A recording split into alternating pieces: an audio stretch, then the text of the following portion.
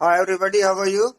Once again, I am present before you with my channel Competitive English with Ayaz Ahmed, and today we are going to solve spotting errors questions related to noun cases. As I taught you noun cases on last turn, so now this is time for question solving. तो आज हम लोग noun cases यानी कारक से related question solve करेंगे, क्योंकि हम लोगों ने नाउन पार्ट 1 में नाउन केसेस के बारे में पढ़ा। चलिए क्या क्वेश्चन हमने लिए हैं, लेट्स स्टार्ट आवर वर्क। तो question number 1 that I have taken is, क्या कहता है ये, I visited John's and Mary's house twice but found the couple absent. 4 part है, 5वें में अगर कोई एरर नहीं तो हमारा ये ऑप्शन होगा, लेकिन देखते हैं हमें यहाँ पे नाउन केसेस की गलती यानी कि नॉमिनेटिव केस, ऑब्जेक्टिव केस और पजेसिव केस और वोकेटिव केस, इनकी गलतियां ढूंढनी है। तो चलिए देखते हैं क्या लिखा है। I visited John's and Mary's house, मैंने जॉन और मैरी के हाउस का मैं गया उनसे मिलने, ट्वाइस 2 बार गया, but found the couple absent, लेकिन वो जोड़ा एब्सेंट था, जोड़ा यानी John and Mary who are husband and wife. तो जब वो हस्बैंड एंड वाइफ है तो इसका मतलब ये है कि दोनों का घर एक ही होगा। और हमने आपको जब केसेस पढ़ाया था पॉजिटिव केस में, तो ये बताया था कि अगर 2 नाउन एंड से जुड़े हैं और वो एक ही व्यक्ति एक ही वस्तु से ताल्लुक रखते हैं, संबंध रखते हैं, तो हम सिर्फ बाद वाले नाउन के साथ अपॉस्ट्रोफी और एस का यूज करेंगे संबंध को दिखाने के लिए। तो यहाँ पे देखिए दोनों जॉन एंड मैरी दोनों हस्बैंड एंड वाइफ और दोनों का घर एक ही, नीचे देखिए कपल भी लिखा हुआ है। इसका मतलब ये है कि बाद वाले नाउन यानी मैरी के साथ जो अपॉस्ट्रोफी एस है वो तो सही है, कंस्ट्रक्शन में सही है, लेकिन यहाँ जॉन के साथ अपॉस्ट्रोफी एस नहीं होगा। तो गलती हमारी कहाँ हुई, हमारी गलती जो हुई वो पार्ट बी में हुई।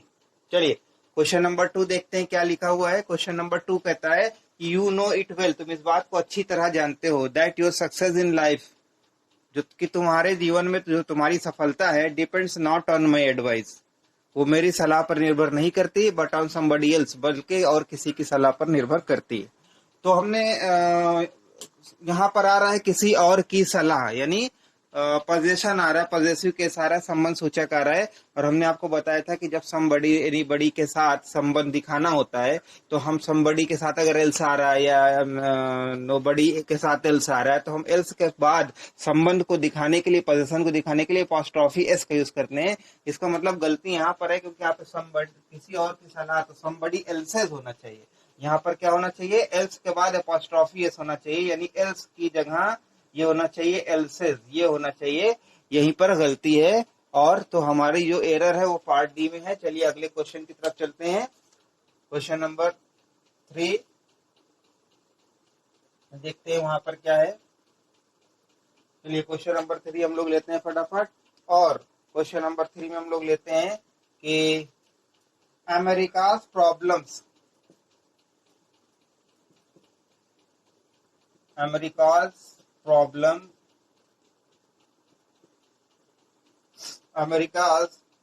problems are, part A are, however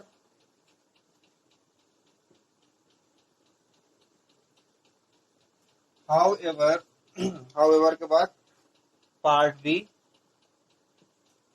not so serious,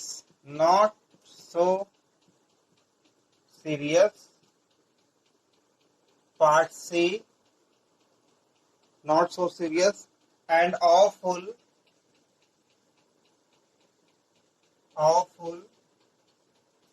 as India, part D. और अगर कोई गलती नहीं है तो नो एरर, पार्ट ई। देखते हैं गलती है कि नहीं है। तो लिखा है अमेरिकास प्रॉब्लम्स, जो अमेरिका की समस्याएं हैं, हाउ एवर, हालांकि, यद्यपि, नॉट सो सीरियस, इतनी गंभीर नहीं है, इतनी गंभीर और ड्राउनी, ऑफुल नहीं है, एज इंडिया, जैसे इंडिया की। यानी कि हम यहाँ पर अमेरिका के समस्याओं की तुलना इंडिया की समस्याओं से कर रहे हैं। तो जब हमने यहाँ पर अमेरिका की इस प्रॉब्लम को दिखाने के लिए, संबंध दर्शाने के लिए हमने अपॉस्ट्रोफी और एस का प्रयोग किया है, यूज किया है, तो यहाँ पर हम जब अमेरिका की प्रॉब्लम इंडिया से नहीं कर रहे हैं, हम अमेरिका की समस्याओं की प्रॉब्लम इंडिया की समस्याओं से कर रहे हैं। तो यहाँ पर भी इंडिया की समस्याओं की बात है, तो इंडिया के बाद भी अपॉस्ट्रोफी एस आएगा नहीं, यानी गलती यहाँ पर है। इसको इंडिया के जगह पर होना चाहिए था इंडियाज, या तो इंडियाज होता, या फिर देन दोज ऑफ इंडिया होता, या तो फिर दूसरा ऑप्शन क्या था कि देन, अगर ऑफ लगा बताते तो प्लूरल है तो दैट नहीं लगेगा, दोस्त लगेगा, ऑफ लगेगा तब इंडिया लिखते हैं। दोनों ऑप्शन में से एक यहाँ पर होना चाहिए, या तो होना चाहिए awful as those of India's, या फिर इंडिया। चलिए क्वेश्चन नंबर 4 में चलते हैं, देखते हैं क्या है। आज हम नाउन के कारक यानी केस उससे रिलेटेड क्वेश्चंस को सॉल्व कर रहे हैं, और इसके बाद फिर जो हम नाउन नंबर आपको पढ़ाएंगे तो नाउन नंबर से रिलेटेड स्पॉटिंग एरर भी करवाएंगे। चलिए अगला क्वेश्चन देखते हैं। क्वेश्चन नंबर 4 में हम आपको क्या बताने जा रहे हैं। क्वेश्चन नंबर 4 क्या कहता है, द सर्वे यानी सर्वेक्षण, the survey gives part A us, क्या सर्वे हमें क्या बताता है, much knowledge of the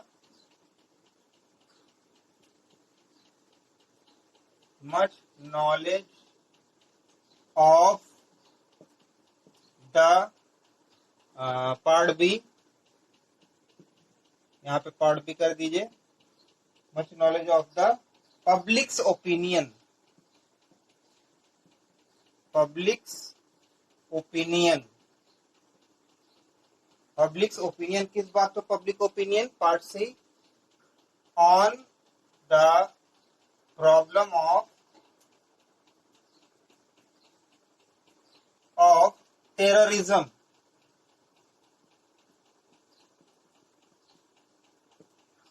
part D, और अगर कोई गलती नहीं है तो नो एरर हम मानेंगे, part E.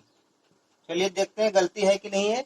The survey gives us, सर्वे हमें क्या देता है, मच नॉलेज, ढेर सारी जानकारियां देता है, किसकी, ऑफ द पब्लिक्स ओपिनियन यानी लोगों के दृष्टिकोण की, पब्लिक के दृष्टिकोण की, किस बात पर, on the problem of terrorism, आतंकवाद की समस्या पर, यानी आतंकवाद की समस्या पर ये कोई सर्वेक्षण हुआ है, वो हमें बहुत जानकारी देता है, पब्लिक का क्या ओपिनियन है आतंकवाद के बारे में। तो हम देखते हैं गलती कहाँ पर है। तो हम पहले ही बता चुके, हम नाउन केसेस की बात कर रहे हैं, जिसमें हमें noun, nominative case, objective case, possessive case और वोकेटिव केस 4 बताए थे। तो देखते हैं हम नाउन से ही रिलेटेड गलतियां ढूंढेंगे यहाँ पर। तो द सर्वे, ये तो नाउन है, ठीक है, गिव से singular verb, singular subject singular verb, ठीक है। नॉलेज कहीं यहाँ पे गलती दिखाई दे, देखिए यहाँ पे पब्लिक ओपिनियन लिखा हुआ है। देखिए कुछ ऐसे नाउन हैं जो नाउन का भी काम करते हैं, और अगर दूसरे नाउन के साथ जुड़ के आते हैं पहले तो वो एडजेक्टिव यानी विशेषण का भी कार्य करते हैं। पब्लिक है, हॉस्टल है, सिटी है, विलेज है, याद रख लीजिए, पब्लिक, हॉस्टल, सिटी, विलेज, जो मुझे भी 4 याद आ रहे हैं, बहुत ज्यादा हैं, जो नाउन और इस तरह से एडजेक्टिव दोनों में यूज होते हैं, और भी वर्ड्स होते हैं। तो जब ऐसे वर्ड्स जो है किसी नाउन के साथ आते हैं तो फिर हम संबंध दिखाने के लिए अपोस्ट्रोफियस नहीं लगाते, यहाँ पब्लिक ओपिनियन होना चाहिए, ठीक है ना, क्योंकि ये पब्लिक नाउन का भी काम कर रहा है, एडजेक्टिव का भी। तो यहाँ ओपिनियन नाउन का काम कर रहा है और ये एडजेक्टिव का काम कर रहा है। जब एडजेक्टिव का काम कर रहा है तो ये खुद ही पब्लिक ओपिनियन, यहाँ पे अपोस्ट्रोफियस की जरूरत नहीं, इसका मतलब हमारी गलती पार्ट सी में। चलिए क्वेश्चन नंबर नेक्स्ट 5 देखते, क्वेश्चन नंबर 5 क्या कहता है। और क्वेश्चन नंबर 5 में हमने लिया हुआ है very few soldiers,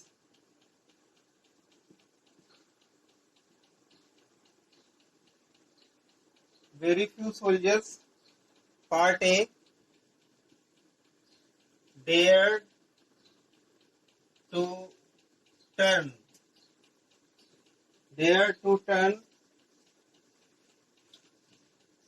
part B कर दीजिए, to turn a deaf ear to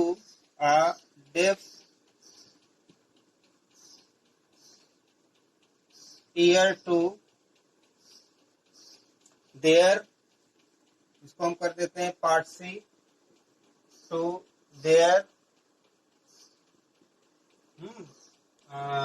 commanders in chief orders, commanders, R और apostrophe S, commanders in chief, उसके बाद ऑर्डर्स, चीफ के बाद ऑर्डर्स, तो पार्ट डी, और अगर कोई गलती नहीं है तो पार्ट ई, नो एरर, देखते हैं क्या मामला है इसमें। हम देख रहे हैं कि वेरी फ्यू सोल्जर, बहुत कम, ना के बराबर सैनिक जो होते हैं, डेयर, वो साहस, ना के बराबर सैनिकों ने साहस किया किस बात का, to turn a deaf ear. देखिए to turn a deaf ear एक ईडियम है, ठीक है ना, ईडियम है, ये मुहावरा है। इसका मतलब होता है कि बात ना सुनना या किसी की बात को अनदेखी या अनसुनी कर देना। Not to pay heed to anyone's talk statement और ऑर्डर। तो बहुत कम सैनिकों ने हिम्मत की कि अपने कमांडर इन चीफ के ऑर्डर को ना सुनने की या ना मानने की। तो अब हम आपको बता दें कि यहाँ पर हमने आपको जब बताया था तो हमने बताया था कि जब भी हम कंपाउंड नाउन का इस्तेमाल करेंगे उसके बाद संबंध दिखाना होगा, पोजीशन दिखाना होगा। तो हम जो कंपाउंड नाउन है, जैसे commander in chief, brother in law, sister in law, इस तरह के, तो हम उसमें लास्ट वाले जो शब्द होता है उसके साथ अपॉस्ट्रोफी और इसका इस्तेमाल करते हैं। और यहाँ पर इन्होंने पहले ही शब्द में अपॉस्ट्रोफियस लगा दी है, देखिए यहीं पे गलती हो गई है। ये अपॉस्ट्रोफियस आना चाहिए चीफ के साथ, यानी ये चीफ की जगह होना चाहिए था चीफ, जैसे the prime minister of India's palace, उसी तरह यहाँ पे है कमांडर इन चीफ्स ऑर्डर होना चाहिए था। तो गलती हो गई यहाँ पर, तो ये पार्ट डी में गलती आएगी। और आगे चलते हैं हम लोग इसी के साथ क्वेश्चन नंबर 6 की तरफ। बहुत ध्यान से देखिए, बहुत इंपॉर्टेंट क्वेश्चन सारे बताए जा रहे हैं आपको। आगे चलते हैं, आगे हमने क्वेश्चन कौन सा लिया, क्वेश्चन नंबर 6 क्या कहता है। क्वेश्चन नंबर 6 कहता है कि the blinds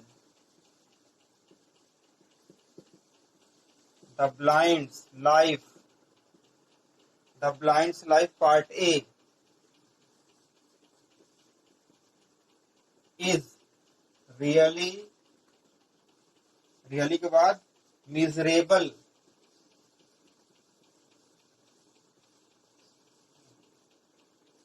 part B miserable means दयनीय, बिकॉज दे कांट सी, यानी कैन नॉट सी का short form, they can't see, part C कर देते हैं। और what happens around them, what happens around them, part D. और नो एरर, पार्ट ई। देखिए ढूंढने की कोशिश करते हैं गलती कहां पर है। द ब्लाइंड्स लाइफ यानी कि अंधे व्यक्तियों की का जीवन बहुत ही दयनीय, इज रियली, वास्तव में बहुत दयनीय है। बिकॉज क्योंकि दे कैन नॉट सी या दे can't see what happens around them, क्योंकि वो देख नहीं सकते कि उनके इर्द गिर्द अराउंड देम क्या घटित हो रहा है। तो देखिए एक बात का ध्यान रखिए आप लोग कि जब हम लोग कहते हैं द पुअर या द ब्लाइंड, तो द ब्लाइंड का मतलब सभी अंधे लोगों की बात हो जाती है, बहुवचन में बात होती है। द पुअर का मतलब भी सभी गरीब लोग, है ना। तो ब्लाइंड और पुअर तो एडजेक्टिव विशेषण है, लेकिन जब इनके आगे हम द लगा देते हैं, इनको द ब्लाइंड या द पुअर कहते हैं, तो ये नाउन बन जाते हैं, ठीक है ना। इनका मतलब द ब्लाइंड का मतलब है सारे अंधे लोग। अब ब्लाइंड एडजेक्टिव नहीं रह गया, द ब्लाइंड का मतलब सारे अंधे लोग, तो ये नाउन बन जाते हैं और ये बहुवचन का काम करते हैं, प्लूरल का। और ऐसी स्थिति में जब भी हम इनका कंस्ट्रक्शन फ्रेम करते हैं, संबंध दिखाना होता है, तो हम कभी भी इनको अपॉस्ट्रोफी से नहीं दिखाते इनका पोजीशन। इस तरह के एडजेक्टिव से बने नाउन का जो पोजीशन होता है दिखाने के लिए हम ऑफ का इस्तेमाल करते हैं। तो यहाँ पे गलती की थी, द ब्लाइंड्स लाइफ की जगह देखिए होना चाहिए the life of the blind, यहाँ पे ये होना चाहिए, याद रखिएगा। The life of the poor, the life of the blind, क्योंकि द और एडजेक्टिव से नाउन बना है जो बहुवचन काम करता है। तो याद रखिएगा अपॉस्ट्रोफी से कभी इसका पोजीशन नहीं बनाएंगे। नाउ क्वेश्चन नंबर 7 की तरफ हम आगे बढ़ते हैं और देखते हैं कि क्वेश्चन नंबर 7 हमने क्या लिया हुआ है। चलिए क्वेश्चन नंबर 7 में the president of India, the president of India, part A constitutional constitutional यानी संवैधानिक, कॉन्स्टिट्यूशनल पावर शक्ति is limitless,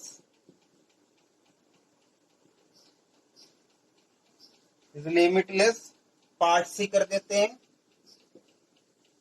but it is the PM,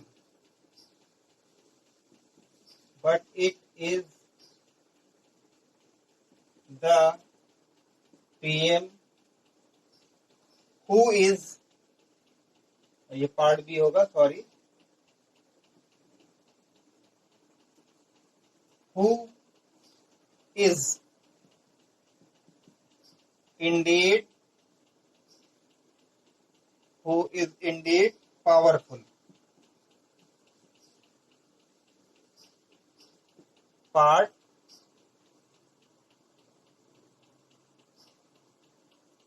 यहाँ पर पार्ट सी हम कर देते हैं इज के बाद, but it is the PM के बाद आप पार्ट सी कर सकते हैं और ये हो जाएगा part D, no error.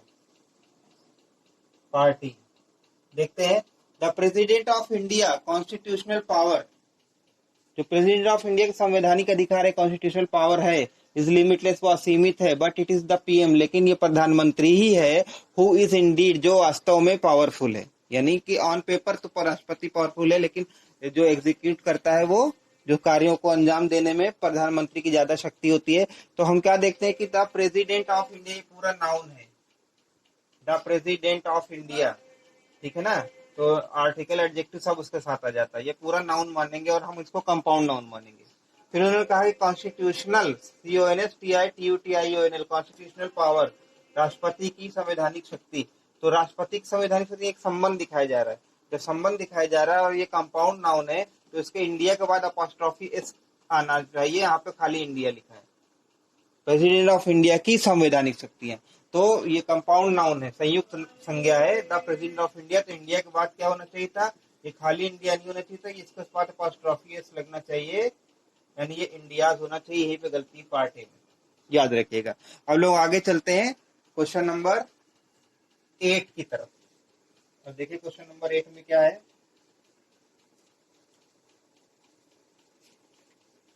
Question number 8 लेते हैं। He told her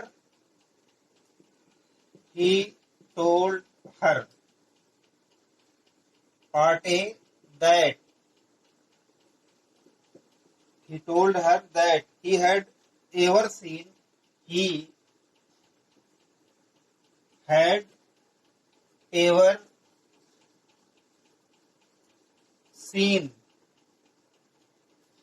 part B her with his part C mind's eye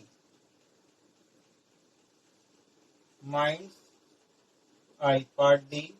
और अगर कोई गलती नहीं तो हम लोग कहते हैं इसको नो एरर पार्ट डी। देखिए देखते हैं कहाँ गलती है।